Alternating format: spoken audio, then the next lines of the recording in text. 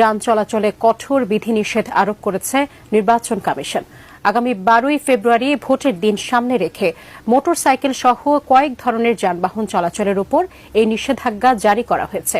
তবে কতদিন থাকবে এই নিষেধাজ্ঞা, বিস্তারিত জানাচ্ছেন এসআই রাজ। আগামী 12 ফেব্রুয়ারি ত্রয়োদশ জাতীয় সংসদ নির্বাচনের দিন এবং এর আগে ও পরে নির্দিষ্ট কিছু যানবাহন চলাচলের উপর নিষেধাজ্ঞা আরোপ করেছে নির্বাচন কমিশন। এর মধ্যে ভোট গ্রহণের দিন ট্রাক, মাইক্রোবাস ও ট্যাক্সি ক্যাব সহ 4 ধরনের যান চলাচল বন্ধ থাকবে। আর মোটরসাইকেল চলাচলের উপর 3 দিনের নিষেধাজ্ঞা দেওয়া হয়েছে। সড়ক পরিবহন ও মহাসড়ক বিভাগকে এ নির্দেশনা বাস্তবায়নের অনুরোধ জানানো হয়। ইসির নির্দেশনা অনুযায়ী 11 ফেব্রুয়ারি দিবাগত রাত 12টা থেকে 12 ফেব্রুয়ারি রাত 12টা পর্যন্ত মোট 24 ঘন্টা ট্যাক্সি ক্যাব, পিকআপ, মাইক্রোবাস ও ট্রাক চলাচলের উপর নিষেধাজ্ঞা থাকবে।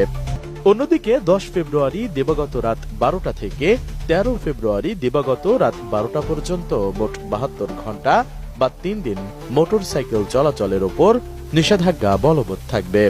নৌযান চলাচলের ওপরও নিষেধাজ্ঞা আরোপ করেছে নির্বাচন কমিশন।